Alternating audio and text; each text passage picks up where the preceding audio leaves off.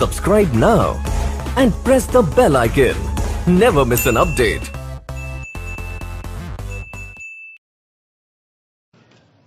नमस्कार दोस्तों, मैं सीपी गंगवार एक बार फिर आपका स्वागत करता हूं अपने YouTube चैनल आस्था स्टेनो सेंटर में। अब मैं लेके आया हूं आपके लिए DSSB का डिक्टेशन। चलिए, पेंसिल या कलम जिससे भी लिखते हो लेके तैयार रहें। डिक्टेशन स्टार्ट होगा 5 सेकंड बाद। स्टार्ट।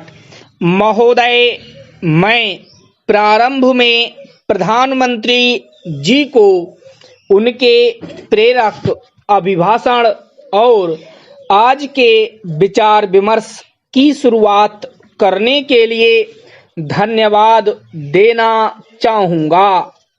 जैसा कि उन्होंने बताया, आर्थिक और सामाजिक नीतियों के संबंध में हमारी वैचारिक और अवधारणा संबंधी स्थिति में धीरे धीरे अभिसरण हुआ है।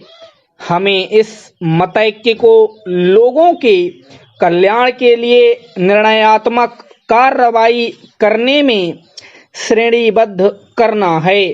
देश इस शीर्ष निकाय से हमारी सामूहिक राजनीतिक इच्छा शक्ति को, अपने संसाधनों और ऊर्जा को राष्ट्र की भलाई के लिए इकट्ठा करने की दिशा में एक स्पष्ट संकेत देने की आशा करता है। कार्यसूची की पहली मद 10वीं पंचवर्षीय योजना के दृष्टिकोण पत्र के मसौदे पर विचार करना है।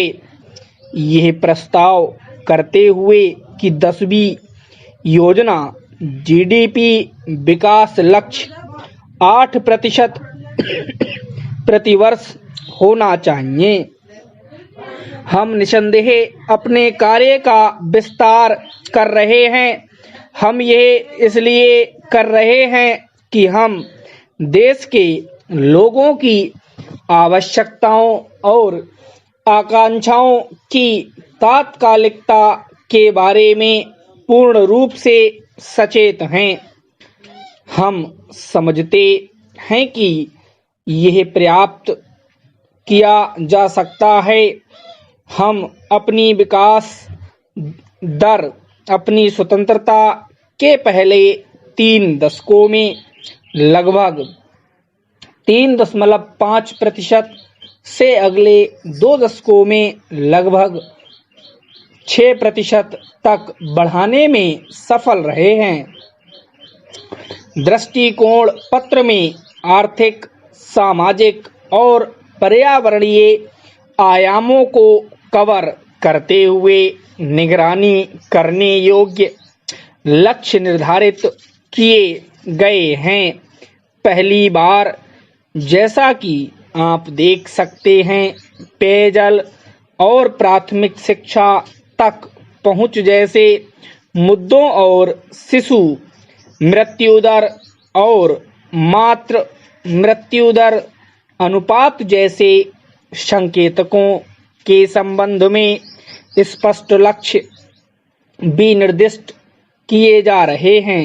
10वीं योजना के दृष्टिकोण पत्र में इन लक्ष्यों का राज्यवार ब्यौरा दिया गया है, जिससे कि असमानताओं को कम करने के लिए अपेक्षित नीतिगत बल दिया जा सके। विकास को समानता और सामाजिक न्याय के साथ एकीकृत करने के लिए एक बहुमुखी दृष्टिकोण अपनाया गया है। कृषि विकास उपयुक्त रूप से योजना का एक प्रमुख तत्व है। रोजगार अवसरों वाले क्षेत्रों में तेजी से विकास करने पर भी अधिक बल दिया गया है। नीतिगत बाधाओं को, जिनसे रोजगार के विकास को हतोत्साहन मिलता है, दूर करना होगा। जिन क्षेत्रों पर विशेष बल देने की जरूरत है। उनमें निम्नलिखित शामिल हैं: सूचना प्रौद्योगिकी समर्थित सेवाएं, मनोरंजन, वास्तविक संपदा और आवास, आधुनिक फैलाव, पर्यटन और परिवहन। तथापि हमें हाल ही की कुछ प्रवृत्तियों को नोट करना होगा। हाल ही में आर्थिक विकास में मंदी के स्पष्ट चिन्ह देखे गए हैं। महोदय, इस समय विश्व का आर्थिक पर्यावरण भी आदर्श से दूर है। केंद्र और राज्य दोनों स्तरों पर सरकार की राजकोषीय स्थिति काफी नाजुक है। आजकल देश भर में सरकारें न केवल निवेश करने के लिए बल्कि अपने राजस्व व्यय के काफी भाग की पूर्ति करने के लिए भी उधार लेती हैं।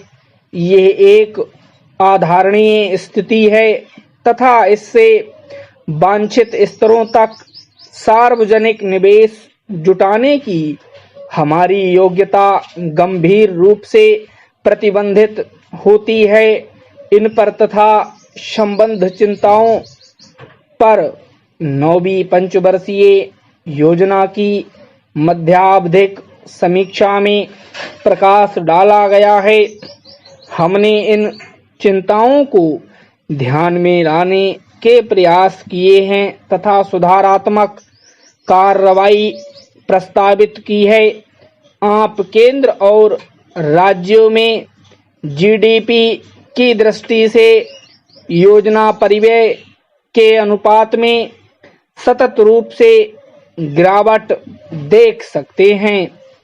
केंद्र के मामले में ये गिरावट बहुत अधिक है।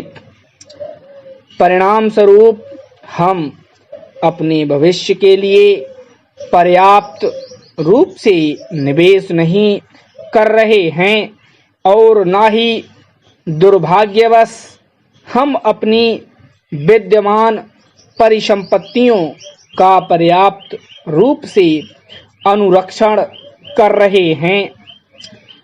कृषि, व्यापार और उद्योग में बहुत से नियंत्रणों का बने रहना, बुनियादी ढांचे में निजी निवेश का प्रभाव भी आशाओं से कम है और इससे भी अधिक महत्वपूर्ण ये है कि संस्थागत ढांचा और वितरण प्रणाली हमारे विकास की गति में बाधा डाल रहा है। निवेश में वृद्धि, कार्यकुशलता में वृद्धि साथ साथ होनी चाहिए। क्षेत्रीय संरचना में निर्धारित विकास दर तथा परिवर्तनों के लिए निवेश दर में 30.32% तक की महत्वपूर्ण वृद्धि की जरूरत है। मैं इस बात पर बल देना चाहूँगा कि न तो विकास लक्ष्य और न ही कल्याण के सामाजिक संकेतकों की प्राप्ति मात्र संसाधनों की मात्रा से प्राप्त की जा सकती है। कार्यकुशलता तथा कारगरता हमारी नीतियों और कार्यक्रमों की कसौटी होनी चाहिए। राज्यों के सरकारी खर्च की संरचना गिरावट दर्शाती है। न केवल कुल व्यय के योजनागत खर्च में कमी आई है, किंतु इससे महत्वपूर्ण ये है कि पूंजीगत खर्च का हिस्सा और भी कम हुआ है। योजना के वित्त पोषण के लिए विनिवेश को एक महत्वपूर्ण स्रोत के रूप में विनिर्धारित किया गया है। हमारा हाल ही का अनुभव उत्साहजनक नहीं है। योजना के लिए ये संसाधन बहुत महत्वपूर्ण हैं। विनिवेश कार्यक्रम की सफलता के लिए विनिवेश हेतु विनिर्धारित सार्वजनिक क्षेत्रक उपक्रमों पर से उनके प्रशासनिक मंत्रालयों का कार्यात्मक नियंत्रण अलग करना जरूरी हो सकता है। धन्यवाद दोस्तों, मैंने इसकी पीडीएफ फाइल डिस्क्रिप्शन में दे दी है। मैटर लिखने के बाद प्लीज़ आप लोग इसे पढ़ा जरूर करो। और हाँ, यदि किसी आउटलाइन में आपको प्रॉब्लम हो रही है पढ़ने में तो उसे आप खुद बनाएं और दोबारा लिखें। फिर भी यदि कोई प्रॉब्लम आती है तो आप मुझे लिख के दे दें, मैं आपकी आउटलाइंस बना के दे दूंगा। चलिए, थैंक यू वेरी मच।